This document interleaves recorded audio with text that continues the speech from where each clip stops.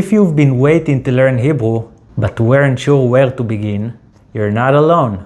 One of the questions I get most often from new Hebrew learners is, where should I start? So I decided to create something that brings the essentials together in one place. It's called the Modern Israeli Hebrew Starter Pack, and it's completely free. I created it to help you learn the Hebrew that Israelis actually speak every day. Inside, you will find useful greetings, everyday phrases, essential verbs, common Israeli slang, pronunciation tips with stress marks, and cultural notes to help you understand not only the language, but the people and culture behind it.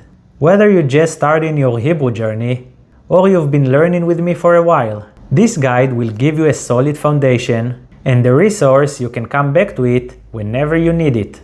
My goal has always been simple: to help you learn Hebrew the way Israelis actually speak.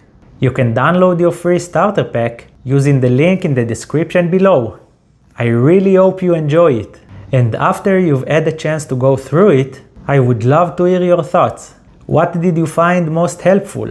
Is there anything you would like me to explain in more detail, include in a future version, or create a lesson about?